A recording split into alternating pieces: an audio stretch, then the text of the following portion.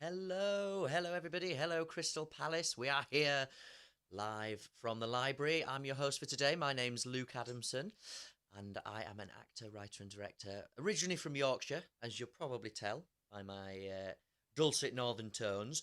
But I have been living in Crystal Palace since 2013, so I like to think of myself as a local. And I'm delighted to say I'm here today, live in the basement of the library with Rin over there doing all the technical and keeping me on track and on schedule. I've got a very exciting guest for you to meet today. But before we get to Matthew, I'm just going to tell you a little bit about myself. I run JLA Productions. Now, you may have seen my colleague Joseph Lindo on the lunchtime uh, broadcast a few weeks ago. We have been working with the Upper Norwood Library Hub to bring some live theatre to Crystal Palace. Now, unfortunately, we were supposed to be live launching in April, but old King Cole, Mr. COVID, put an end to that, unfortunately. But we're now working with them on the Croydon Live project, which is bringing some live performances that we will be live streaming from the Burgundy Room here at the library, hopefully over the next few months, all being well.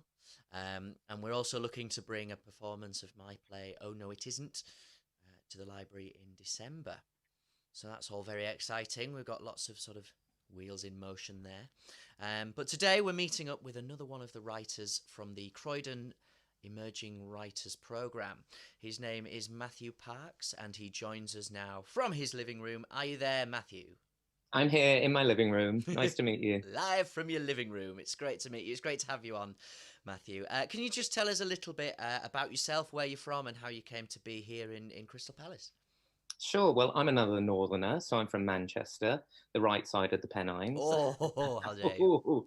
But I've lived in London for over 20 years now, so that's half my life. Um, and I live in South Norwood. I've been living here for about 2.5 years. Very close to Crystal Palace. Been to the Upper Norwood Library Hub a few times.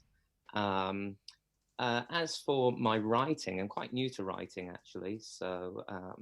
As a career, I'm a personal trainer and I teach classes, but I started writing about 4.5 years ago and accidentally wrote a book, as you do, As you do, uh, yeah. as you do. Um, and then just carried on. So I've got a lot of work unpublished. So I've had one thing published so far. And this is just a really good stepping stone to, do things that I would have never done before. I mean, I'm writing a play, which I never thought I would have done, and Fantastic. it's been a very interesting journey. Absolutely. So the things that you've written before, what kind of things have they been? If this is your first play, what is it you've written before? Short stories and things like Yeah. that? So short stories, children's fiction, middle grade, young adult, and some adult fiction as well. So everything from poetry to short stories to the first thing I wrote is actually a 15,000 word poem, which is a Wow. children's story. And then I wrote a young adult novel. So yeah, Fantastic. I've been pretty busy for the last 4 years. Yeah. Well, that's the great thing about sort of being creative is that you can come to it at any time in your life. You have a career, as you say, and then you just find that creative output, and it's never too late to start. So, if there are people out there watching thinking, I'd maybe like to try writing something, I think Matthew would agree with me here. Just do it. Just make a start. Definitely, just do it. I mean, what what have you got to lose through trying, really? Absolutely. And do you want to go another 10, 20 years and look back and go, oh, I should have done that? Yeah. But even then, 10, 20 years, you can still do it. Still do it. Still do it. Absolutely. So, how did you become involved with the Croydon Emerging Writers Programme then? So I saw it on an Instagram post and just looked into it and thought, it's something. I'm local. I'm in Croydon myself, so and it was quite an easy application in the sense that it was only 200 words, whereas others it's like write 3,000 words and give us a 5-page biography and things like that. So this one was relatively simple in the asking. And then, yeah, a few days later, a week or so later, I got the email saying I was accepted. Fantastic. And because this is the first play that you've written, how have you found that as your approach to that been different to when you've written your poetry or your short stories or your novels? Or have you Not found it a similar completely approach? different in the sense that the actual getting the words down. It When I write, the words just come. So I just kind of let that floodgate open, and then deal with the aftermath later, and that's when the editing comes in. So it's been similar in lots of ways, but different in the sense that through the course we've been taught how to write for the different um, for stage performance, for screen, for radio, and for the page. So it's been a good learning curve about those different formats. Fantastic. And have you found it to be a really supportive group of people that you've been working with? Completely. I mean, I didn't expect the amount of support and collaboration and just really genuine people who are passionate about what they do, and not just the people on the course, the people behind the course as well. So those who have brought it to fruition and allowed these 13 writers an outlet and something to work towards, especially during the lockdown. Absolutely, absolutely. And I will just say to everybody at home, if you have any questions you'd like to ask Matthew, then do get in touch. You can comment on Facebook or on YouTube, and we'll get them live here in the studio, and I can ask them to Matthew.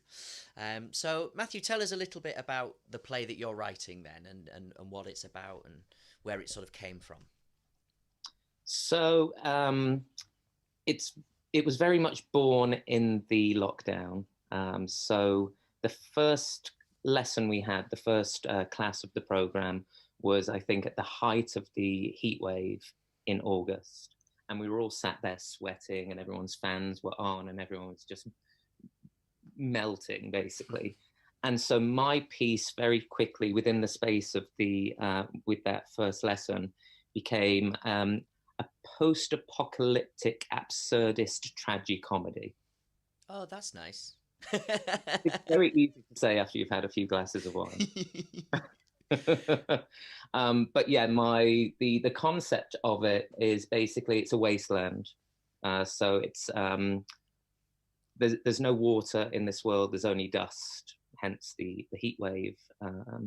And there's the piece that will be shown next Friday. There's only 2 characters, but there are 4 characters in the actual the longer piece. Mm-hmm. So I've just concentrated on 2 characters for the extract next week. Nice. And how do these 2 characters deal with the situation that they're in then? Because it sounds like it's not a particularly pleasant scenario for them. It's not a pleasant scenario, but they're 2 very distinct differences in the characters, that one's alive and one's dead. And the one who's dead is actually the happy one. Ah. So really trying to get the live one through the desolate wasteland. Cool. And in terms of sort of themes, would you say there are any specific themes that you've tied into the writing, or is it more sort of character driven, would you say? I think it's very much theme driven, in the sense that I did a lot of research into what absurdism actually is. I mean, when I started writing it, by the end of the first lesson, I had my concept for almost the entire piece. And then within less than a week, I'd written the first scene. And a lot of people were like, oh, it's very, very much like Waiting for Godot. And I had to admit that I've never seen or read Waiting for Godot. So I had to kind of do a bit of research into what that was, and the absurdism behind it. And absurdism basically boils down to 2 choices in life, is that you either get on with it or you kill yourself. So very light themes. Yeah. I mean, as you're describing it, I was sort of getting vibes of Samuel Beckett and that kind of, Waiting for Godot, I have to admit, is not my favourite thing in the world. But I have seen a couple of excellent productions of Endgame, and that's sort of a similar thing, that idea of something desolate and it is absurdism. It is absurdism, and the characters that you can place in these absurd scenarios, and that can be fantastically entertaining, but also really make you think and draw out aspects of humanity that perhaps otherwise wouldn't be explored. Like I know in Endgame, there are two characters that live inside rubbish bins, and it's something so alien from what we know and experience in our day-to-day lives. So I suspect that I don't want to put words in your mouth here, but like with your Desolate Wasteland, it might be a similar sort of thing of exploring something very human but in a very bizarre and absurd way. Yeah, and it's trying to maintain some sense of the comedy of it as well, and not just get pulled down by the existentialism and the nihilism that is the root of absurdism.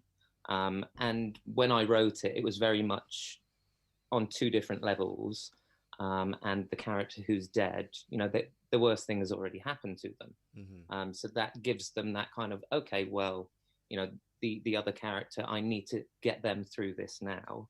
So it's a lot of wordplay, so a lot of puns within puns almost, and lots of kind of circular debates, which do get quite philosophical as well. So I've not been afraid to delve into the more the deeper side of the psyche, as well as keep it as light-hearted as I can at certain points. Absolutely. I often think that, especially with live theatre, if you've got sort of big philosophical points that you're making, actually sometimes it's more effective to break them up with humour, deliver them, amongst jokes, whether they're very dark jokes or whether they're slapstick. I think sometimes that helps get the point across and make those points a little bit clearer and a little bit more digestible for an audience. Would you agree with that? Oh, completely, because I don't think an audience wants to sit through an hour or even 7 minutes in this case of just somebody going, oh, should I kill myself or should I not? Should I kill myself or should I not? It just gets there's no journey there. There's no there's no conflict in the sense that there is joy in life. So you are faced with this choice. It's like, do you choose that joy, or do you choose just to let everything pile up on top of you? Which, is that's how it was born from lockdown. It's like, so many people were in the same position, and, myself and a number of people that I know, they went through a very difficult time during lockdown. And sometimes it was hard to find the joy. So that's what I've been trying to do. Yeah, I know exactly what you mean. Like being cooped up. I was very lucky that during lockdown I was with my partner and actually a friend of mine that was living with us as well. And so it was very easy for me because I was surrounded by people that I loved and that I cared for, and I was able to be creative myself. But I know for a lot of my friends, being cooped up on their own, with no support, no friends, no family with them, it was very difficult. Do you mind me asking, sort of, how if you were on your own during lockdown, or? I was alone in the human sense, but I do have a cat, so she got me through. Fantastic. And did you find yourself being creative during lockdown? I had the very much the Icarus moment. So at the very beginning of lockdown, I was so creative. I wrote the first draft of a children's book in 25 days. I wrote a short story within a few days, and then I started a second book. But then it was the flying too close to the sun, and yeah, I did kind of take a tumble, and yeah, I did lose my creativity, and it was just I think it was just kind of not knowing when it was all going to change back to any state of normality for me. Yeah, I But was. that was when things like this came, the CREW program, the Croydon Emerging Writers program, they came in. I did other programs as well throughout the lockdown, so they really helped. And I think things like this are definitely necessary. at times like we've been going through. Absolutely. I was the same as you actually. Early on, I was super productive during lockdown. I finished a draft of a play I've been trying to write for years. I was producing YouTube content like once a week and really sort of getting my stuff out there. And then as it drew on, I was like, I just lost all motivation, and it did become difficult to sort of try and force myself to be creative. And in the end, I ended up setting myself little deadlines, so going, okay, I'm gonna re-edit that scene by Friday, and then we can have a read through of it and things like that. And so that sort of flurry of creativity sort of gently dissipated.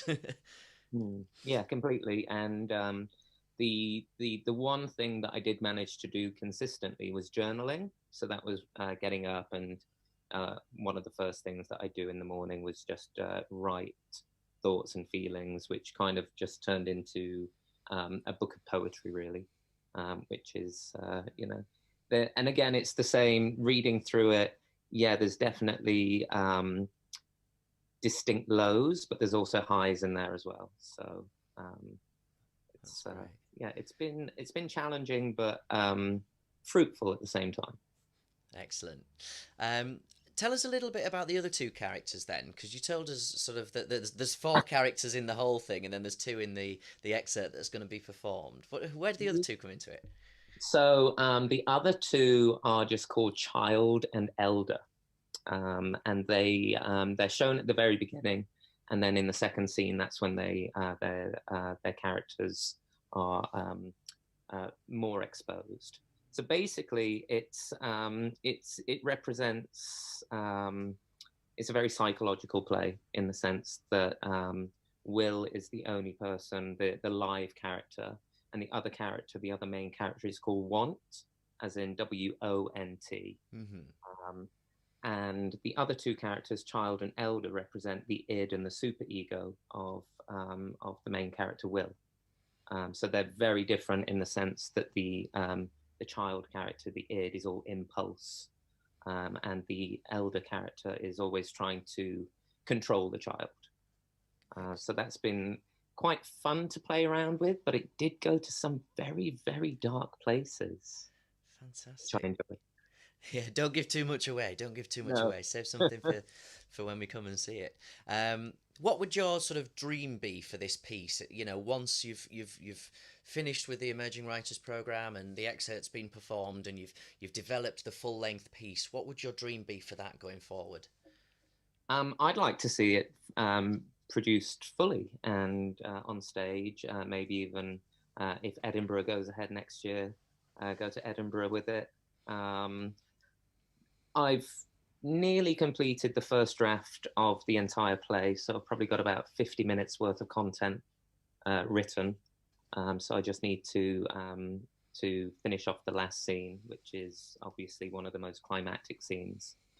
And then just take it from there. See, and Stanley Halls have been great as well. So see if Stanley Halls wants to do anything with it. Hint, hint. And it's just been, I mean, for me, having never done anything like this before, I think it's more a point of letting the people who have taken it this far show me where it could go from here, and then take it from there. Fantastic. And you say you're nearly at the end. Did you always know how the play was going to end? Because when I've written plays before, sometimes I've gone, I know exactly where I'm going with this and how the play's going to end. And then sometimes I'm like, how do I finish this? I've got all these characters and all these storylines. What do I do? I pretty much knew the ending at the end of the first class that we had. Wow. So it was quite strange because I didn't have a concept until we did some writing exercises at the end of the lesson. So for about the last half an hour of the lesson. And I think we did 4 different writing exercises. From those 4 different writing exercises, by the end of that half an hour, I had a concept for an entire play. It's changed slightly. So some characters have been removed and replaced by other ones. And then other characters have kind of melted into one character. yeah, the full concept was pretty much there by the end of day one. Wow, fantastic. And sort of because writing for theatre is new to you, have you got lots of experience of going to the theatre? Were you a regular theatre goer before you went on this program, or just occasional sort of thing, or never been to the theatre in your life? Never, of course. Could you imagine? um, I I wouldn't say I was a regular theatre goer. I would go occasionally. I've got a number of friends who are more regular theatre goers than me, so they're good to have in my social circle. Um, to force me to do those things. Well, not force me to do those things, but kind of make me realise, oh, those are things that I should be doing and that I enjoy doing. Um, yeah, I will be watching a lot more after this experience, and writing more, hopefully. Absolutely. And London has a fantastic live theatre scene, not just the West End, but all over London. You've got small scale theatres, North West End theatres producing new work, producing revamped versions of old plays, and there's just so much great stuff out there that I think it's great to get involved in. Coming from Yorkshire, I had no idea until I moved down here that this kind of stuff existed and that these kind of opportunities were out there for writers and actors and directors and everything. And so I think that something like the Croydon Emerging Writers Programme will introduce you to that entire new world of theatre as well. It's been such a breath of fresh air when things were very unstable and unsure, and just to give new writers a chance to develop their voices as well. And as I said, the other 12 people on the course have been so supportive. We've all carried each other through this, as well as our mentor Jennifer Farmer and the people behind it. We've got Anna Gret and Norman and Rin, and everyone's just been fantastic and very, very nurturing. Excellent. And so if people want to see your excerpt, where and when can they see it? So it's next Friday. So that's Friday the 20th from 7:30. And it's going to be through Stanley Halls and Disentangle. So you can watch it on Facebook and YouTube, I believe. Facebook and YouTube. It's the way it's all going, isn't it? It's the way it's all going. Yeah, I mean, it's all so new to me. I mean, they're doing this today is the first time I've done anything like this, and I'm having a great time. I don't know about you, Matthew. Are you enjoying it? Well, I've kind of like positioned myself right on the edge of my sofa, so I do feel like I'm falling off a little bit. But no, it's been fun. I mean, it was quite nerve-wracking just the build up to it, but actually doing it is not too scary, even though looking at myself while I'm speaking isn't fun. And have you seen anything on any of the sort of YouTube, Instagram, Facebook streaming, anything that's jumped out at you? Have you been watching anything regularly? Not regularly, but I've been trying to tune into the other people on the course. Some of them are quite active with the theatre and the Zoom, with the things they're already part of. So I've been dipping into those quite a lot, and actually trying to watch maybe a little bit of Waiting for Godot. Honestly, I don't want to spoil what I'm writing with it. Absolutely. Until I discover that I've just rewritten Waiting for Godot, which wouldn't be great. I don't think you could ever do that. I don't think anybody could actually. No, that's probably that's blowing my trumpet far too loud. Fantastic. Well, thank you for joining us today, Matthew. It's been great to speak to you, and I'm really excited to see these pieces, and I'm sure there's people out there listening and watching that are really excited too. And we put the information about where you can see these performances in the chat. Gaynell says they've really enjoyed this interview, which is fantastic. That's good. I'm glad that somebody's enjoying it, even if there is only one person watching. I'm glad you're enjoying it, and thank you for getting in touch. Thank you. Oh, we've almost got double figures in the viewers. We're up to 8. It's amazing. So thank you everybody out there for joining us. Thank you, Matthew, for joining us, and I wish you all the best with everything as you go forward. Thank you, Luke. Thank you, everyone, for watching. And hopefully all next Friday. we'll see you online. Brilliant. See you then, Matthew. So that was Matthew Parks, who is obviously writing a new piece with the Croydon Emerging Writers Programme. And as he said, you can see all of the pieces next Friday, and you can find the links to where you can watch them somewhere around in the information. I hope you've enjoyed this. It's been great. I've really enjoyed sitting here doing this today, and I'm going to be coming back and doing a few more of these. I'm hopefully going to be bringing some more sort of theatre themed stuff to the airwaves, because that's, as I say, that's my background. That's where I come from. That's what I do. I'm going to be here up and over sort of December, as I mentioned earlier, with my play Oh No It Isn't, that I wrote a few years ago. I wrote it in 3 weeks. It's like Matthew was saying, sometimes the creative process, it just washes over you and you just get so creative and you just fire it out. And it's based on my life in pantomime, so it's a good laugh, but it's very much adult only. It's not rude in any way, but there's some fruity language. But you'll be seeing more about that as that comes to fruition in the next few weeks.